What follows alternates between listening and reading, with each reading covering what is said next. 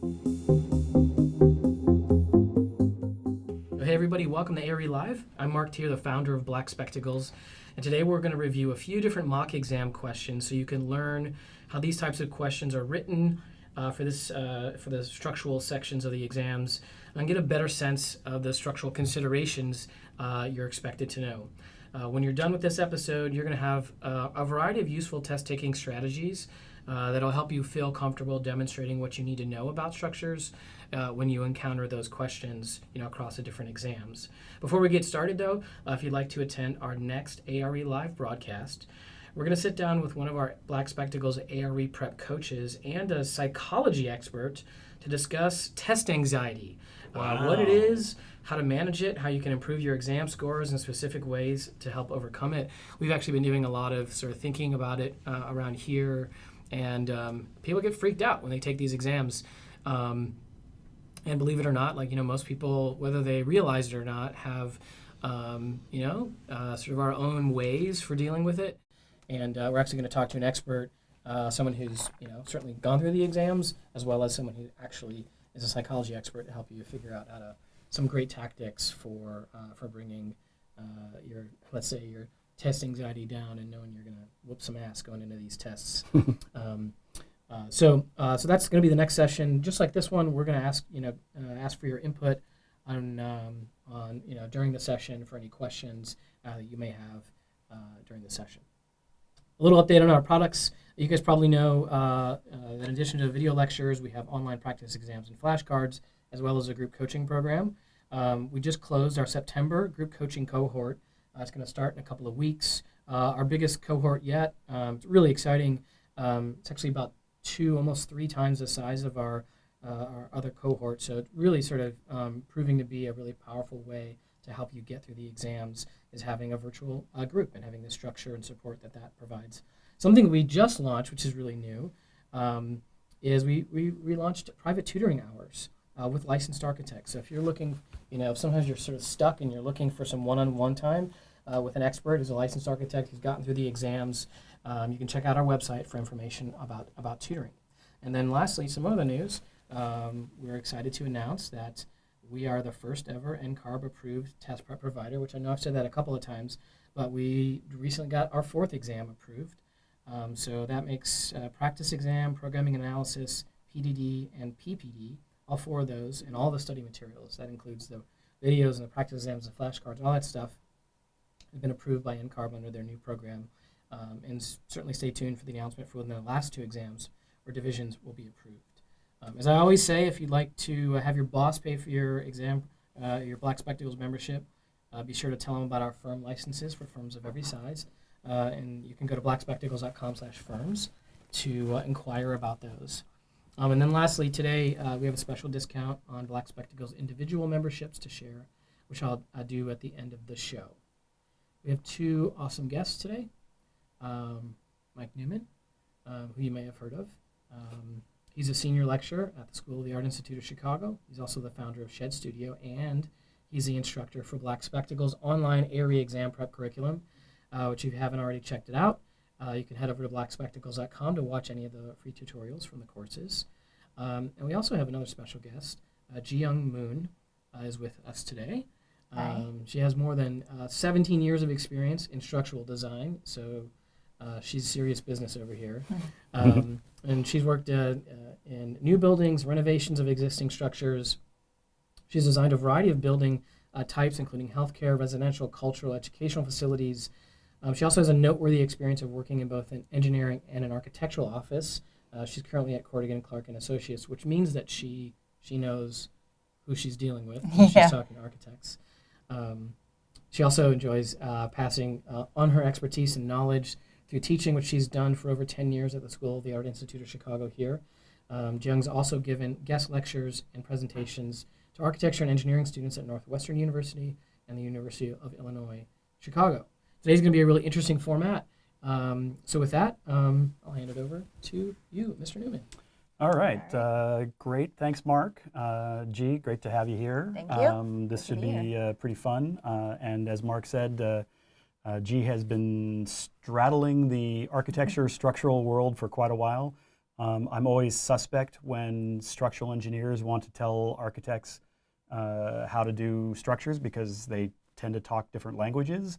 But because Ji has been in both worlds, she has the ability to sort of kind of make both things work and understandable. So what we're going to do is we're just going to take a couple of questions, and I'm going to read out the questions, and then excuse me, we'll have a little chat about kind of what are the issues surrounding those questions, and when you read the question, how do you parse it to really understand what you're really talking about, like what are we looking for, and then what are the issues we need to think about, and then how we actually answer the question. So we're going to just jump right in, if that's okay with you. Yeah, sounds good. All right, so here we go. All right, so our first question, like I said, we're only going to do a few of these, but we're going to start off with this one, which is a 3-story building with no basement, slab on grade, has a column spacing of 30 by 30 and an assumed live load of 80 PSF, pounds per square foot, for the floor and 30 PSF for the roof. If the dead load for both floor and roof is 20 PSF, and if the square footing below one of the interior columns is 5'9" in length and also in width, what should the allowable soil bearing pressure be? So, okay, what's going on here? What's the gist of the question about? So if we were to start from the beginning, I think one of the big thing, the parentheses, slab on grade, just indicates that, people are like, well, why is it on there? The main reason is slab on grade means that the load is going to be on the ground, so directly onto the earth. And so because of that, it won't impart any load onto a column, so we don't have to worry about that ground floor. So I think that's the first thing you can think about. So we only have to worry about the elevated floors. So what you're saying here is, if this is our my poorly drawn building here, if we have 3 stories, if there's somebody standing here on that first floor, the load that they represent is going straight to the ground. Right. So it's not being held up by any beams and columns, anything like that. That's right. However, if I'm standing on this floor here, that load is actually following the beam and then eventually to the column and then to our footing. To our Yep. footing down there. So the first thing you've noticed here is, because of slab on grade, we're really talking about the second floor and the third floor in terms of adding up the loads. Right. And the roof. Don't forget And the the roof, roof. Mike. Yes, and the roof. Already off to a good start. Yeah. So that's the first sort of key thing that you noticed. What else did you notice?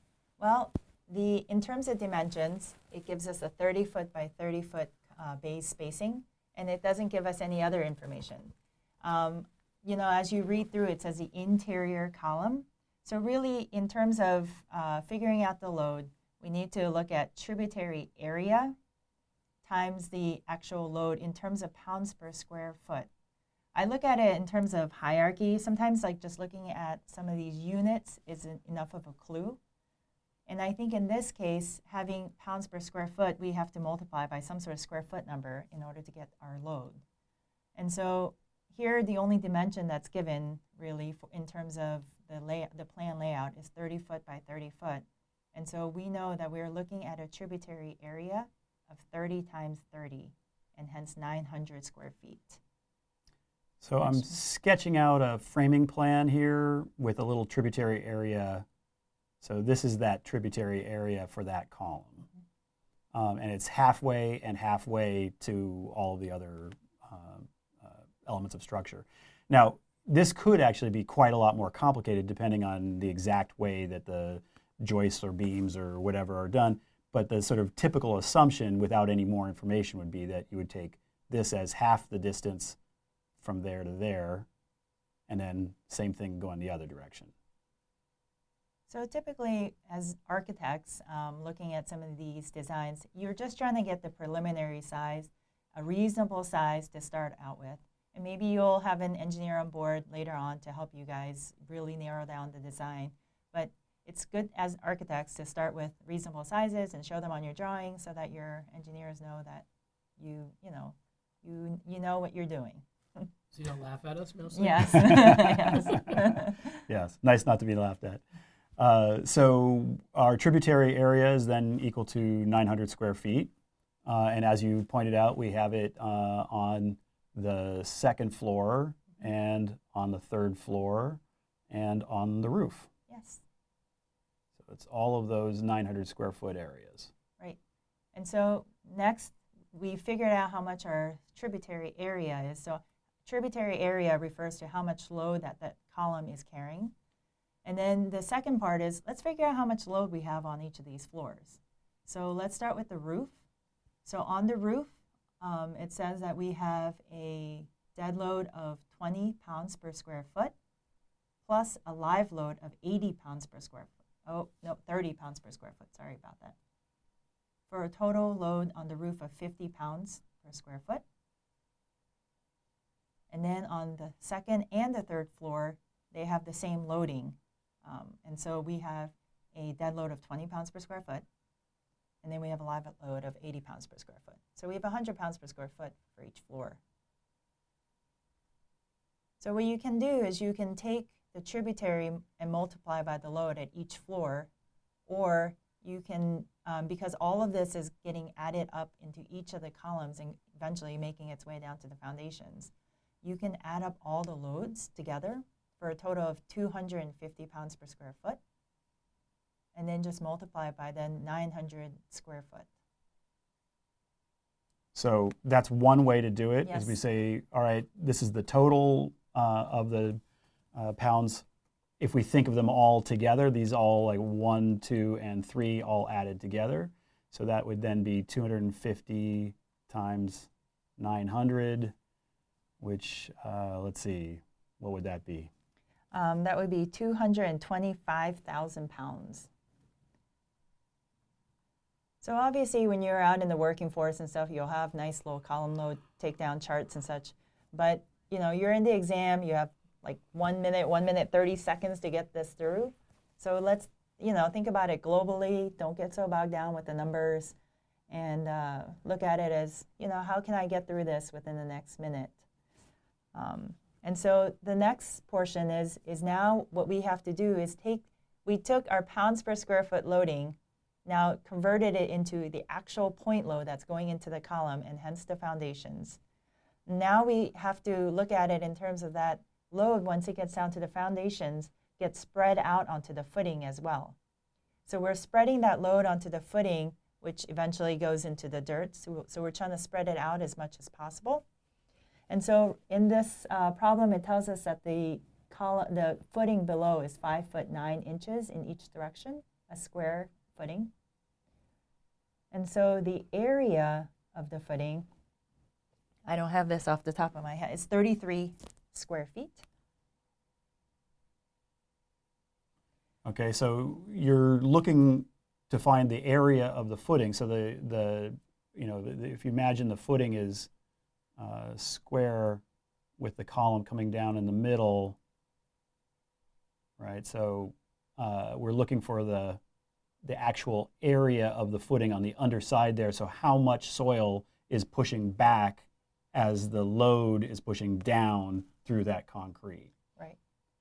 So we have 33 square feet, and what does that tell us?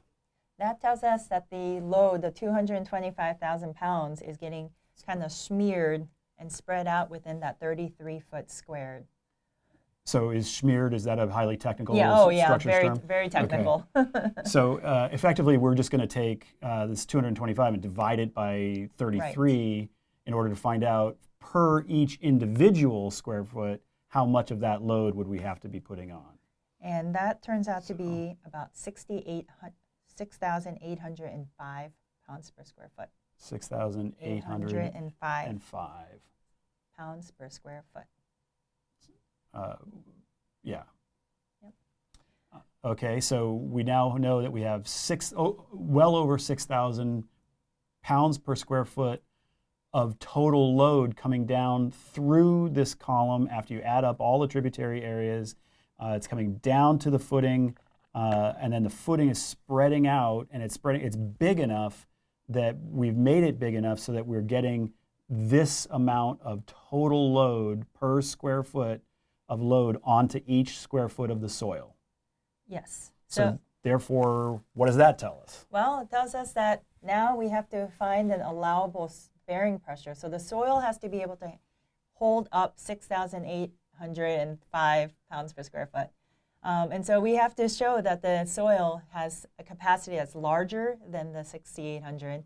And so the closest one would be 7,000 pounds per square foot. And the 6,000 would not be right because it's too low. It's close, but it's too low. Definitely not 3,000. And 9,000 would be very safe. Yes. But what we need to have is the 7,000. Yep. And so where do you get these numbers? You have a geotechnical engineer who provides these numbers for us, engineers and the architects, so that we can design these buildings. And so, you know, you can go back to your geotechnical engineer and say, hey, can we get 7,000 on our site? And they'll provide you a report, and you'll be able to pick it off of that report. Yeah, and so it just means that you know to look for the 7,000. And if, let's say, it came back and it didn't quite make it, then you'd probably start looking in, well, maybe our 5'9" by 5'9" isn't big enough. We need more soil because the PSF was too low and we couldn't get the soil to make the numbers work, right? This would be that kind of thing that you would do early on, right. And then you're essentially testing to see if we made the best guess. Yep. And then if, say, example, the capacity is only 2,000 in the soil, what would you do? We would look into different kind of foundation systems, perhaps, maybe change how that load is distributed within the building. But generally, we would go to a higher capacity foundation system. So you're not going to just go and like cheat the soil report and No. scratch it out and use No. whiteout or something like. Okay. No. So don't do that. All right. Okay, that's great. I think that's pretty straightforward. And obviously, there's a couple different ways we could have added these numbers together. We could have, the way you just did it was you made the 250 PSF total and then multiplied that 900. We could have done those individually by floor and then added them up separate. It's all the same numbers. It is all the right. same numbers, but I'm an engineer, like Keep to it be simple. efficient. Yep. Yeah. All right, let's try the next one. All right, this one's a little different.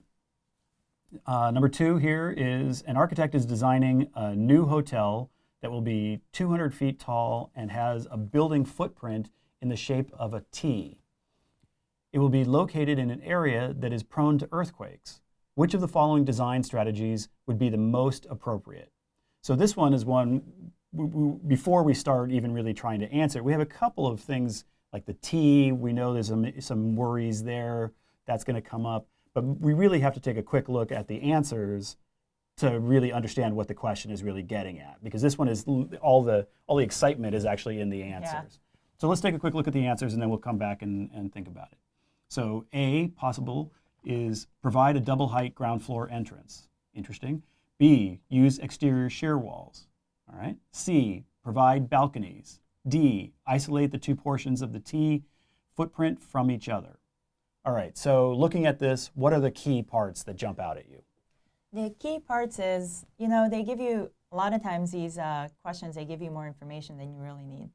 You know, whether it's 200 feet or 22 feet, the answer is the same. So don't get bogged down in some of the extra information that's provided. The other thing is in the shape of a T, why is that important? And so, you know, some of these questions that you'll get, you're not going to be doing seismic design on the exam, but these conceptual things will definitely be on the exam. And with the T, it's trying to tell you that we have irregularities. So in an ideal world, in earthquake, we'd have a perfectly square building that with, you know, no transfers, all the columns are exactly the same. Or a nice circle. Or a nice circle, that works out too. But that's not unfortunately, that's not the structural world that we live in. And why a square? Like, what's the advantage? The advantage of a square is that A, you don't have reentrant corners, which this T shape does. So that's these little inside corners here, right there. And there. Right. And then you don't have to worry about things like generally like torsion, other irregularities that we would have to design for. And we're not saying that you can't do this. It's just we take design penalties as engineers to be able to design for this. So what's a layman's version of torsion? It's like kind of twisting. Yep. So if the earth is shaking around, right, and it's shaking that way and a little bit this way and this way, the worry here is these big corners start shimmering and shaking around, and you start getting these guys doing a little limbo dance kind of thing going on, and you're putting a huge amount of pressure on those corners, right?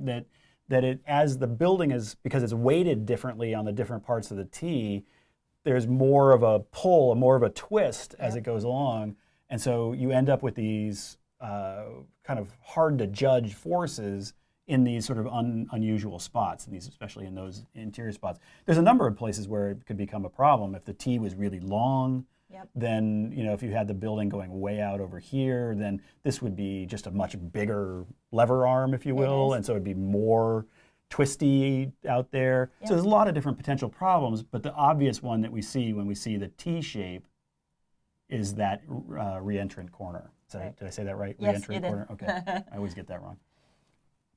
So the first thing you noticed was the T, and you're starting to figure out, all right, what of that is going to be the big issue?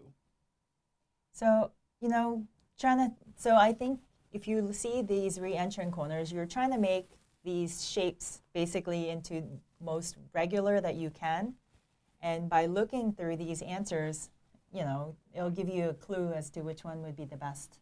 So like the first one, for example, is a double height ground floor entrance. Those are things we try to avoid as engineers. It gives you a soft story, we call it. But we love them as architects. Yes, you do. Right? Every lobby in the city wants to have that double height first floor. Which we can in Chicago, but if you're because building there's not a this, lot of earthquakes. So if you're building this in, Los Angeles, for example, then you can't have, we have to take penalties for this grand entrance to the buildings. And because the issue is that double height thing, it means you're putting a huge amount of pressure onto those columns. Right. And as this big weight of the upper building, in the upper floors, if it's only, 13-foot floor to floor or something like that, those columns don't have a huge amount of kind of twisting going on. Right. But you got one that's 25 feet long or 30 feet long for one of those columns, and then you have this huge weight of the building on top of it, and it's shaking around. That's just it's called a soft floor because you're worried it's just going to collapse. Right. You've used the phrase design penalty a couple times. Yes. What does that mean? Oh, so it means instead of designing that column for the load that it sees, we would have to, in order to be able to accommodate and not collapse, we would have to design for something 2 to 3 times what that load is. And so like the load that we just calculated, for example, going down, like you would just ignore that almost for those things because there's going to be this other issue which is going to make those particular columns much, much more robust. Right. And so that's why, when I have friends from California visiting us here in Chicago, even if they're looking at a building that I designed that was 50 stories tall, they're like, oh, your columns are so cute. That's funny. Because we don't have to take those kind of seismic penalties here. Okay. Thank you. So, okay, we've gotten rid of A because that's creating a soft story, which is a bad idea. What about B? Well, use exterior shear walls. I am all on board for using exterior shear walls and having all my resistance out in the exterior. But I have a feeling that as architects, you guys might have something to say about that. What with the fact that it's hard to put windows in it? Yes. Yeah. So there's issues. The shear walls. That's a possible answer. It's a possible answer, but so maybe we'll skip by that one for the moment. Yep. All right. Provide balconies. Provide balconies. It's not doing anything. It's not helping. It's not. That's like a null answer. It's not helping us. It's not hurting us. I mean, it's great if you're trying to barbecue some ribs or something, but not really helping us in any other real way. Right. So we're going to get rid of that. All right. How about D? D is isolate 2 portions, and that is the answer. And so what you'll end up having structurally is 2 separate buildings. When we design, we'll look at each part of that T as 2 separate buildings. And why that's important for you guys architecturally is that you will have to make accommodations in the floors and in your exterior facade to sort of hide that part. So we're literally building 2 separate buildings and then kind of doing a little jig here to kind of give them something that can accept movement in between. So you'll as structural engineers, we'll provide you with how far that distance needs to be. And then it's up to you to create these beautiful joints that so that you can't see those gaps between the two buildings. And what would be a typical number? For a 200-story building? I mean, just rough justice. Are we talking 5 feet? Are we talking 5 inches? Yeah, we're talking inches probably, 10 maybe inches sometimes on a taller building. But we have to take into account accommodate both the movement in the top of the T and the sort of the stem of the T, and be able to provide enough space so that they don't knock into each other. And they're both moving. Yes. Which is one of those things you forget. You look at it in one way and you think, oh, all right, I've got it all calculated. Yep. But then you're like, oh, wait, the other one's moving as The well. other one's moving too. Yeah. If you've ever been in a building, right, and you've walked over one of those metal plates on the floor, you perhaps are standing over a movement joint, and there's a cover over that. And if you look, you'll see that it's on the floor. And then if you look at the wall, usually it runs up the wall. If you look at the ceiling, usually it runs up the ceiling. Once you sort of realize that this is a thing that sometimes happens, that you have one building, but it's kind of broken into 2 pieces, you'll see those movement joints that are hidden. And as you guys are saying, usually sometimes they're a half an inch, sometimes they're a couple inches. Just depends on. And they might be hidden very well. You might have clever little overlapping walls or something like that, so it's harder to tell. Or they might be hidden more cheaply, and you go around to Home Depot and get a little cover plate and kind of screw it on. Yeah. You can see it the easiest in airports because airports are so long. big. Yep. Yeah. And you'll see going from terminal to terminal that there's a lot of those floor covers and wall coverings and such. So what we're recommending is that the next time you see one, rip it off and look. Right, take a look. Inside, Yeah. see if Measure you- it, yeah, you know. There's probably a movement joint in there. Yep. Yeah. Tell them Mark Tier sent you. Yeah. Don't call us. All right. Let's take a look at the next one. All right. So this is kind of in the same vein here. A 3-story steel frame building is being renovated and is having an additional story added to the top. What is the best placement for the additional story's steel moment frame? So there's a couple of interesting things stated there. This is another one of those ones where we probably have to look at the answers before we get too deep into it. But right off the bat, the steel moment frame is telling me something there. Yep. Right. So let's look at the answers. All right. A, along the perimeter. So that's where the moment they're saying to put the moment frames. Or B, around the elevator shafts. C, over the existing moment frames. Or D, at the corners. All right. So when you look at this, what do you notice? Well, I look at it and I see, hey, you know, if we were designing a brand new building just from scratch, all those answers would work. You know, along the perimeter, the elevator shafts, the corners, they could all potentially work. But what the biggest thing is, we're adding on to an existing structure, and when you do that, the best place, and your engineer will love you if you do this, is to try to keep the lateral resisting frames in the same line as what's existing in the building already. So right off the bat, what we're really saying is there's an existing building. It doesn't make sense to try to do a different structural concept on the addition. You want to keep the concept of the structure consistent all the way through the building. Right. So you would just do it right above the current moment frame. Yes, as much as we can. Now that we've been talking about moment frames for a second here, and assuming everybody knows what they are, why don't you take a quick second and tell us what a moment frame is in this context? Okay, well, we have lots of different ways that we resist lateral forces, whether they be wind or earthquake. And one of the favorite of architects is the moment frame, typically built in steel. And the beams are connected directly to the columns. And so it's a very clean connection. There's no X's, there's no any kind of cross bracing to interfere with your space planning. And so it becomes a very popular lateral resisting system. The thing is, it's not the most efficient system. It's not the cheapest. It's not, in terms of structural behavior, it doesn't resist as well as, say, for example, providing like an X bracing. So or a concrete X shear bracing wall. is literally when you have on this in section like an actual X. Yes. Right. Yeah. And so, you know, it's great if you can figure out your programming so you can hide it in a wall or around the elevator shaft and such. But, you know, a lot of times these buildings, they don't stay exactly where they are and they change over time. And you don't want future owners to open up a wall and say, oh, no. Right. If I'm trying to put a door right here, Yes. that's going to be a nightmare Right. for somebody down the road. So in this, like instead of it just being like a couple of bolts holding this beam to this column, which would be more of a pin connection, Right. you're talking about either it's a whole lot of bolts, Yep. or it's actually all welded together. All really. welded together. So when you see moment frame, it's not exactly that it means welded, but it means that it's something like that. Like it's pretty seriously connected. It is. One of the biggest clues you'll see is that the top flange of the beam, so the top part of the beam, and the bottom flange of the beam, there's a more robust connection between them, so that the connection, it prevents rotation is what we call it. So instead of a pin connection, we call it a fixed connection. So if you imagine if this was just like some bolts there, and there's that wide flange over there, and they're not connected at that top flange and the bottom flange, that's a pin connection. Right. But this would be a moment connection. Right. And so, one of the big differences that moment connection is actually very expensive.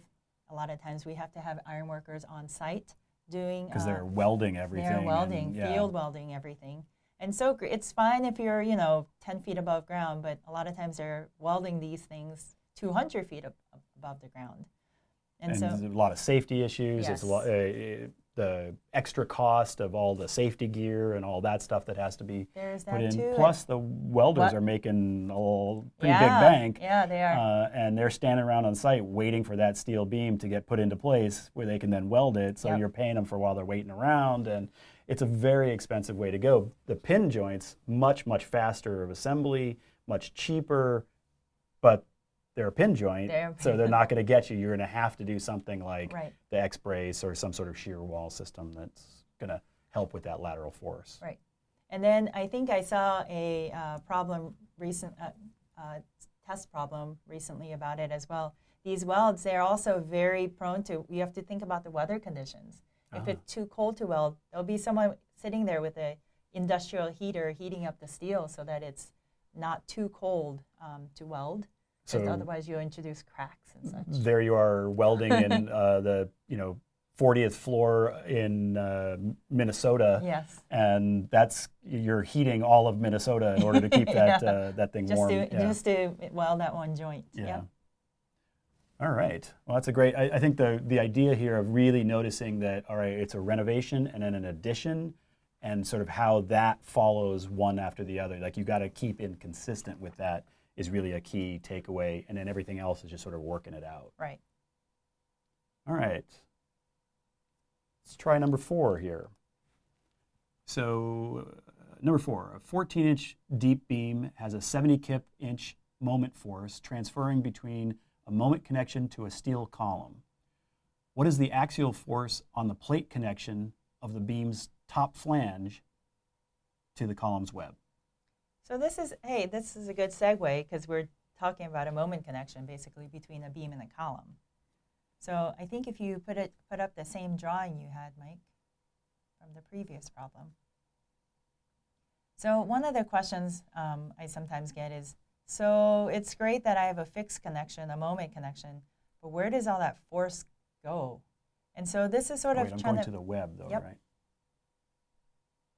So there's my web. Sorry, I'm very badly drawing that. So, how does it go? So right now, when we look at the beam, that 70 kip inch moment, you want to draw like a little moment. Basically, it's going in as a rotation in the beam, so sort of into the top and bottom flange.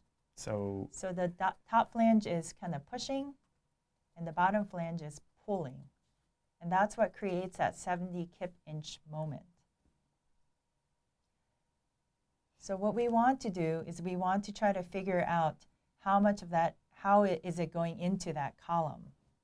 And it gives us a clue that the beam is 14 inches deep.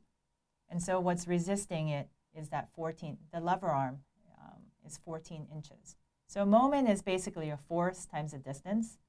And right now, it's always force times the distance. So right now it's giving us a moment, it's giving us a distance, so we can figure out what kind of force is going on to that column.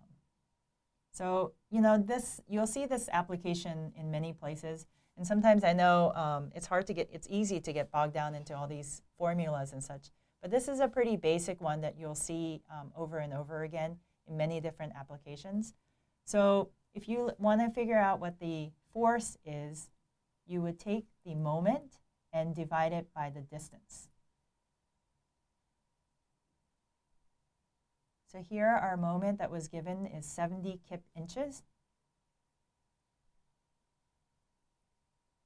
And the distance, sort of the lever arm it has to resolve it, is 14 inches. And so you'll see that the overall force is 5 kips. So we call it a tension and compression couple. So the force that's being pushed on the top flange is 5 kips, and on the bottom is also 5 kips. And And so when you did that, essentially we just got rid of the inches on both of these. we did. And then we just divided that out and we got 5 because 14 goes into 75 and we have the kips left, so it's 5 kips. Yep. And so you'll see that with like for example, like moment frames and such, you'll see a lot of times the beams are deeper. And part of that reason is having that deeper beam spreads out the load more. And so you'll get, smaller forces onto the columns.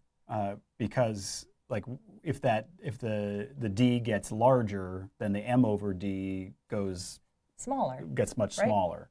If the denominator is getting bigger, then the overall fraction is getting smaller. So if you might, in a situation where it's 14 in certain spots, it might be more like 18 or something like that. And even that small, 4 inches is a lot, but even that small difference would start to make a pretty big impact on what the force load was going into that web. Right. And so, not to get into too much of nitty gritty, but those connection details, the things that we can do to try to reduce the cost of the job are these kind of little details. Not having to reinforce like the column outside of what the actual column size is and such really brings a lot of savings to the project. And so trying to keep some of these connections and such simple so that we can actually get these buildings built within budget. So, okay, if you came across this question and you were like, okay, I think I get the idea, is like, okay, it's a moment connection. Moment means force times distance, so it's going to be the depth, and because that's where the only distance I could have, and we know the overall moment, so like we're obviously sort of figuring out, kind of backtracking to figure out that 5 kip number. If you're trying to sort of put that all together in your head, what would you do first? Like, would you sketch it out? I would probably sketch it out. I think, a lot of architects are visual learners, so am I for that matter. And so I think being able to see this sort of with the drawing that Mike had makes it clearer, I think, where the forces are going. Yeah, you might want to do a better job than I did. I think it's great. But by seeing this as a beam coming into a column, it becomes easier to understand the idea of distance and like what that would mean, plus that force couple that you were talking about, the right and left versions of as that moment is trying to sort of rotate around, that you get this sort of these two forces together, and it's really much easier, I think it is as well, to if I sketch it out, I can see it. Yes. So this is one of those ones, if you're sketching it out and you've spent 2.5 minutes sketching it out and you're still not really sure what to do, I say C. Just answer, C. Or 300. You just put a number down because you're taking too long, and just make a good guess and move on. But if you can kind of sketch it out in, a minute or something, then you can probably answer it in half a minute. Yep. The other thing is, it's asking for, again, I always talk about like, make sure you look at the units. Here it says a force. Force is typically in pounds or kips or such. How can I manipulate just the two numbers that they're giving me to end up as in the correct unit? And if you look at it, like how Mike crossed out the inch in the numerator and the denominator, it's just, these are sort of like little clues you can see within the problem to say, hey, what can I do to get to the final answer? Yeah, and one of the things that will happen often on these things is one number will be in pounds and one number will be in kips. And like it probably won't be that hard of a question. They're just really looking to make sure that you understand that those are different different units. Yep. and that you're going to understand to judge that. Sure. Guys, two questions here. Christopher and Clayton have two different questions on this same problem. Christopher is asking about, originally maybe thought that he wanted to use 7 inches instead of that 14 inches. Wondering if that, if there's anything there. Also, Clayton's talking about the direction of the moment force and wondering if the direction of the moment force is important as you're trying to solve this one. I'll go with the simpler one first. The direction of the moment doesn't matter in this case, whether it's going clockwise or counterclockwise. It's just the tension compression couple. For example, the top will, instead of being under compression, it'll be under tension, and vice versa. But in terms of the actual quantity of number, it's just exactly the same.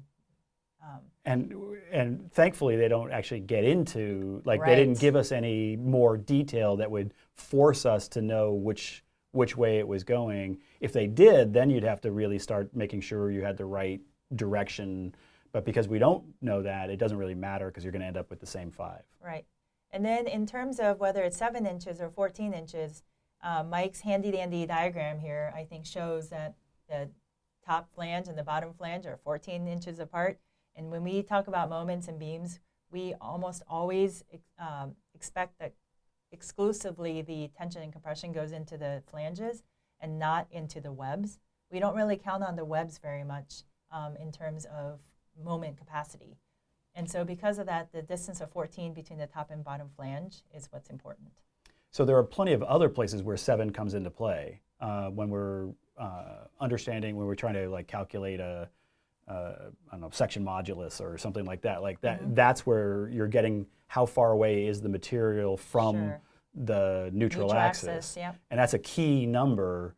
It's just that in this case, it's really sort of, if this thing is pushing, it's pivoting off a certain point, and if it's pulling, it's pivoting off a certain point. Right. So in this case, we're using the full 14 because that's the whole rotation that's happening. That's right. And Valerie asked, is the top and bottom flange forces, are they always equal? In this case, yes, they are. Okay, Yes. so not necessarily always, but in this example, Yes. definitely. When would they not be equal? Because wouldn't it mean that there was a twist happening? There would be. And so, yes. So in this case and almost every other case, when you talk about moments and tension and compression couples, the tension and compression numbers are exactly the same. Yeah. So I mean, one of the things to take away from that little quickie discussion there is, one of the things I love about structural engineers is that they say things with such clarity and simplicity. Is like, well, there's a 5 kip load here and it's a 5 kip load there, and they are equal to each other, and so it all magically equals out. Well, what's actually happening is people are moving furniture around, and somebody's bringing the mail cart through, and there's a whole, today there's a group of kids who are showing up for what happens in this office career day. And so there's a weird load thing that's going on, and it all is happening and moving and shifting all around. These numbers aren't actuality. They're a way to be able to have a reasonable guess, to be able to answer reasonable questions about how deep a beam should be, or how, we take it could be in this scenario that's sort of it's not the worst case scenario, but it's pretty close to a worst case scenario. It's pretty safe if we assume this. What would happen if we assumed that fairly bad scenario? This is the numbers that we would get, and therefore we have to make sure that the flange can handle that and the web can handle that. So we're making up these numbers as a way to sort of see what a bad situation is, so that we know as long as we've kept within that, we're all okay. In actuality, the actual load going in in that moment is probably something like 1 kip or something. Yep, but but code, we have to follow that code. Right, so And, this isn't reality. No. This is a series of made up numbers that are useful in making sure that we're safe. Yes. Not quite made up, but someone out there, this is their PhD thesis, trying to okay. figure out the the probability of all these things. So they're based in some They're based in something. Yes, they're right? based in research. Well, But and from actually it is a there- little different these days than it used to be. It used to be that you would say, all right, we'll figure this out and then we're going to add X percentage as a factor of safety. Right. And now those things are it's a little bit more tuned to the actual, like if you have a situation where there's not that much extra factor of safety you need to add, then that number gets a little lower so we can make these things a little bit more efficient. And in situations where we're really worried about it, we have a bigger factor of safety on it. So the PhD you're talking about is somebody has gone through and calculated all those Yes. different scenarios out. Yep. Yeah. So they're not. I don't mean they're made up numbers, but it's not like if we actually went into this building and tested this, that's going to be 5 kips. No, it won't be. This is a useful number for designing the building. It's a way of understanding and keeping everybody smart and safe without. Because if you really were going to figure out every possibility, it would take everybody forever and it would cost an enormous amount of money. Right. Right. So think of it that way. Think of it as we're looking for easy ways to figure it out and keep it safe. And I think also a good thing to keep in mind is, remember, NCARB is assessing you for minimum competency. Yeah. Just to give you some perspective, they're probably testing you on the basics here. Although there may be like a ton of possible variations, they're probably going to give you, a somewhat reasonable question here with a reasonable situation. They're probably not going to give you like a weird edge case as they're testing you and you're trying to assess that, right? Yeah, and for example, in the first question we did with the square footing going underneath the column, they're not going to give you a situation where the column is 2 foot by 15 foot or something like that. Like it's going to be straightforward and square. They might give you a word problem that says, hey, here's a weird footing, what should you worry about or something like that. But they're not going to make it hard to do. Like you have to be able to do the calculations. Only a very small percentage will actually be calculations. But you have to be able, if there are calculations, you have to be able to do these calculations in, 45 seconds or a minute or something like that. So you have a few moments to kind of think about it and check it and do that. You're really talking a minute and a half for a typical question. So these have to be pretty quick things, which is why they're not going to go crazy in trying to trick you in terms of the numbers. They might throw in a couple of extra numbers that you have to know to disregard, but they're not going to go out of their way to make it hard for you. Yeah, awesome. Well, hey, Ji, Mike, thank you so much. It's been a really good session. So thank you guys. Thanks everybody who's tuned in. Thank you for your questions. They're really good. Those are great questions. Yeah, great questions. So if you guys would like to attend our next ARE Live broadcast, or as they say, we're going to discuss combating test anxiety, which is a really interesting topic. I just posted the link in the chat box in the GoToWebinar control panel. So you can go down to where it says chat and the link is there, or you can simply go to blackspectacles.com/podcast to register. And just like today's episode, you'll have a chance to ask questions and share your answers during the broadcast. To learn more about our ARE exam prep curriculum, you can go to blackspectacles.com, where you can try out any of the free course videos. We're actually working on some sample flashcards and practice exams as well, so you can kind of get a little bit of taste of those as well. If you want your boss to pay for your membership, be sure to visit blackspectacles.com/firms to learn more about our firm memberships for firms of any size. As I said at the top, we're NCARB's first ever approved test prep provider. They've approved 4 of the 4 exams we've submitted, so stay tuned for the announcement when the last 2 exams or divisions will be approved. And for those of you who are ready to start preparing for the ARE right now, you can use coupon code STR91118YT to get a 15% discount for the entire duration of your ARE exam prep membership. And then finally, tomorrow we'll send you an email follow-up about today's live broadcast. So please let us know what you think and share any suggestions.